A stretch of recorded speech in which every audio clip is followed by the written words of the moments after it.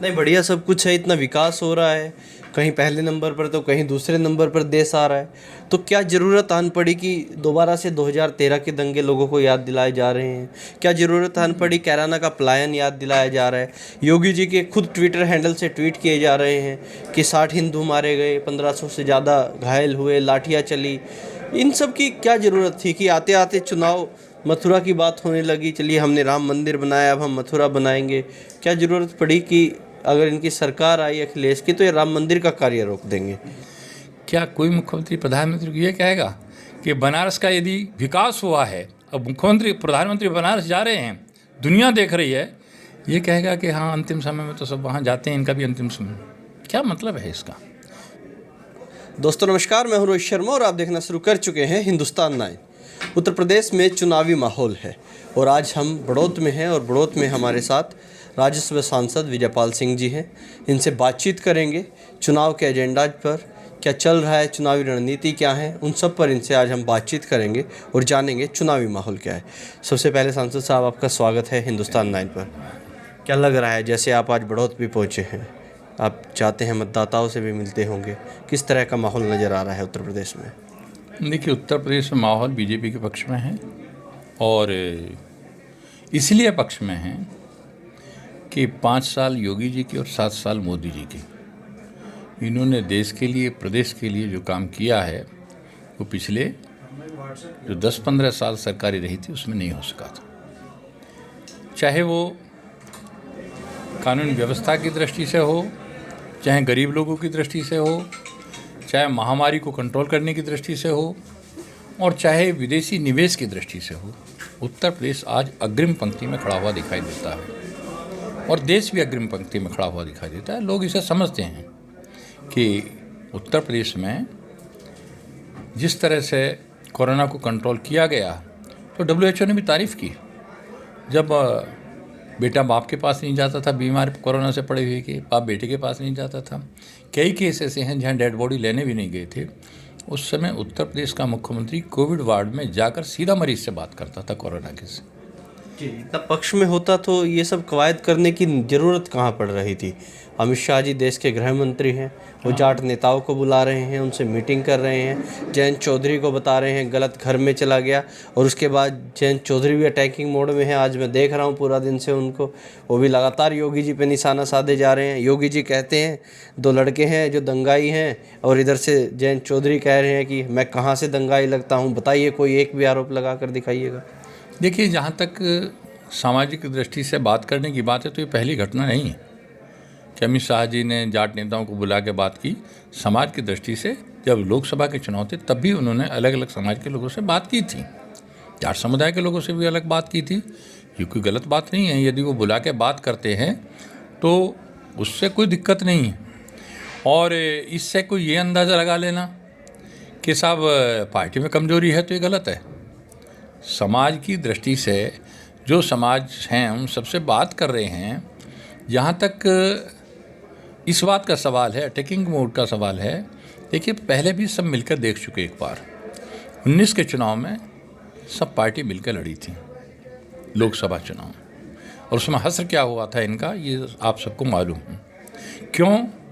क्योंकि हमारे प्रधानमंत्री हूँ, चाहे उत्तर प्रदेश के मुख्यमंत्री हूँ, प्रधानमंत्री ने जो एजेंडा शुरू किया, मैं तो चौधरी चरण सिंह जी के साथ राजनीति किया था, उनसे बड़ा किसान नेता कोई नहीं हुआ। वो भी 77 में गन्ना किसानों को बचा नहीं सके थे, क्योंकि उस सरकार ने, जनता पार्टी की सरकार ने चीनी को डिकंट्रोल कर दिया था। 1 साल बाद फिर से वो कंट्रोल किया गया और बीडी महाजन की अध्यक्षता में आयोग बना जिसकी रिपोर्ट आई। 4 रुपये क्विंटल गन्ना बिका था। अपने प्रधानमंत्री जी को जब पता चला, जब आए सरकार में, 22-23 रुपये क्विंटल चीनी थी, 2200-2300 रुपये क्विंटल चीनी का रेट था।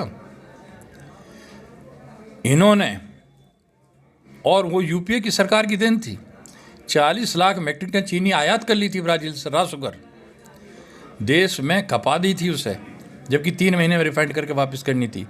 मोदी जी ने आने के बाद 100% इम्पोर्ट ड्यूटी लगा दी, बाहर से चीनी नहीं आएगी।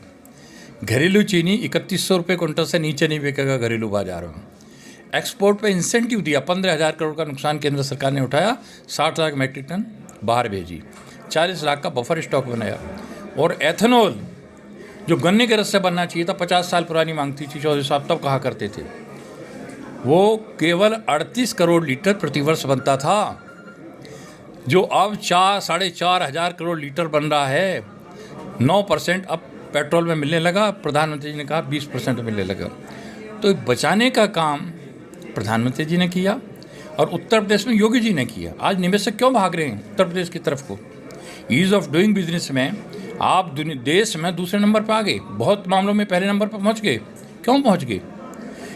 हमारा जेवर एयरपोर्ट बन रहा है, एशिया का 5वें नंबर का एयरपोर्ट है, लाखों लोगों को रोजगार मिलेगा, निवेशक आ रहे हैं यूपी की तरफ, फिल्म सिटी बन रहा है आपकी। यही रोड मैं पूछना चाहता हूँ जयंत जी से भी, अखिलेश जी से भी, ये बताएं 5 साल तक दिल्ली से सहारनपुर को एनओसी नहीं दी थी एक्सप्रेसवे बनाने के लिए।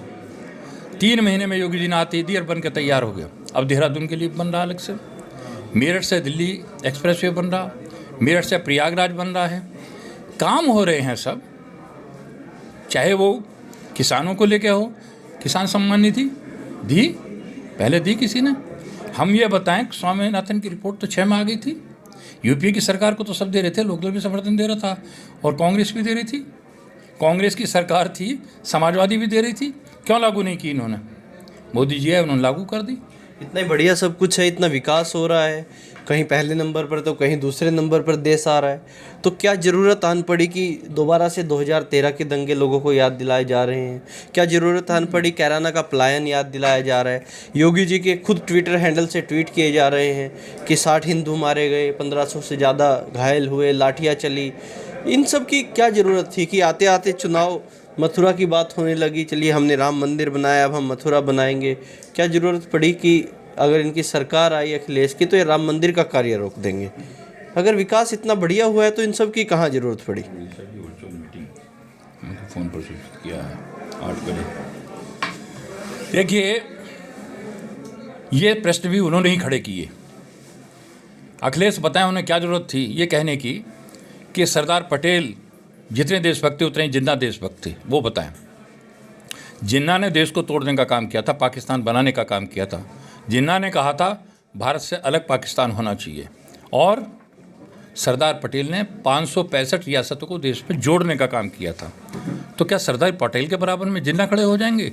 ये काम उन्होंने शुरुआत की थी। और क्यों नहीं याद दिलाएं? जिनके राज में बहन बेटियों की इज्जत सुरक्षित रही थी, जिनके राज में जंगल से झोटे छीन लिए जाते थे और कट जाते थे, गाड़ियाँ जाके सोतीगंज में कटती थी, जिनके राज में अपहरण हो रहे थे, डकैती पड़ रही थी, रंगदारी मांगी जा रही थी, गरीब लोगों की ज़मीन हत्याई जा रही थी, उनको याद क्यों नहीं दिलाएंगे? ये वो सरकार आएगी तो फिर वो काम होंगे, तो इसमें कौन सी बुरी बात है? अच्छे काम हम अपने बता रहे हैं, विकास के काम बता रहे हैं, लेकिन जब वो इस तरह की बात करें तो उनको जवाब उसका उस भाषा में देना जरूरी है, और वो दिया जा रहा है। क्या है? हज़ारों लड़के मुजफ्फरनगर जेल में नहीं गए क्या? ये भारतीय जनता पार्टी की सरकार थी जो उनको बचाने का काम किया, निकालने का काम किया। वो बताएं क्या थी? वो उस कांड की क्यों दोहराने की जरूरत पड़ती है? लड़कियों की छेड़छाड़ के मामले में ही तो गए थे सचिन और गौरव कबाल में, जिनको हत्या कर दी गई थी, और जो खून के सने हुए छींटे से लड़के पकड़े गए मुलजिम, उनको रात के 12 बजे छोड़ा गया था। अखिलेश की सरकार थी। तो ये सरकार यदि गलत काम कर रही हैं, यदि उन्होंने अवैध लोगों की ज़मीनों पर कब्जे कर रखे हैं और उनको योगी जी ने छुड़वाने का काम किया है, गरीब लोगों की ज़मीन को, तो क्यों नहीं याद दिलाएंगे कि ये वहाँ माफियाओं का राज था, वहाँ गुंडों का राज था, थाने अपहरण करने वाले और गुंडे चलाते थे, उनकी चलती थी, बहन बेटियों की इज्जत सुरक्षित रही थी। तो याद दिलाने की ज़रूरत है। श्री कृष्ण जी तो अखिलेश जी के सपने में आ रहे हैं आजकल, वो बताते हैं, रोज़ कहते हैं बेटा तुम्हारी सरकार बनेगी अब की बार। हाँ, बिल्कुल सपने में आएंगे। उनके सपने में तो देखिए, किसी प्रदेश का मुख्यमंत्री इतनी छोटी बात करता हुआ आपने नहीं देखा होगा। जब कोरोना की वैक्सीन आई तो इन्होंने कहा भाजपा की वैक्सीन है, मैं नहीं लगवाऊंगा, और चोरी चोरी वैक्सीन लगवा रहे, ये भी लगवा रहे, इनके पिताजी भी लगवा रहे। क्या कोई मुख्यमंत्री प्रधानमंत्री को ये कहेगा कि बनारस का यदि विकास हुआ है, अब मुख्यमंत्री प्रधानमंत्री बनारस जा रहे हैं, दुनिया देख रही है, ये कहेगा कि हाँ अंतिम समय में तो सब वहाँ जाते हैं, इनका भी अंतिम समय? क्या मतलब है इसका? ये इस तरह की छोटी छोटी बात करना, सपने सपने ही रह जाएंगे, सपने उनके सपने ही रह जाएंगे। वो अपने गढ़ को बचा लें। जो उनकी असली गढ़ है उसको नहीं बचा पाएंगे। क्या अमित शाह जी के जाट नेताओं से मिलने के बाद कुछ माहौल में फ़र्क नज़र आया है? हमारे साथ जिस तरह पिछली जाट थी उसी तरह अब भी जाट हैं। जो 17 में थे, जो 19 में थे, वो आज भी हैं और पहले भी थे। हमसे अलग कोई नहीं हुए। जो हमारे विरोध में थे वो विरोध में है। ऐसा नहीं है कि रालोद को वोट नहीं पड़ी थी। पिछला चुनाव हुआ था, यहाँ भी लोकसभा का चुनाव हुआ है, मुजफ्फरनगर भी हुआ है। हम जीते हैं लेकिन वोट तो उनको भी मिली हैं। तो ऐसा तो नहीं है, हम ये तो नहीं कह रहे सब हमारे साथ हैं, पर जितने हमारे साथ थे वो हमारे साथ खड़े हैं। पश्चिम में कितनी सीटें को अंदाज़ा लगा रहे हैं, कितनी सीटें निकाल लेगी भारतीय हम पहले से अधिक सीट जीतेंगे। उत्तर प्रदेश में भी हम बहुत अच्छा बहुमत लेकर आएंगे। जी, धन्यवाद। देखिएगा, अभी हम बात कर रहे थे विजयपाल सिंह जी से और इन्होंने बताया और उन सभी बातों के जवाब भी दिए। अब तक के लिए इतना ही। मैं हूँ रोहित शर्मा, आप देख रहे हैं हिंदुस्तान 9।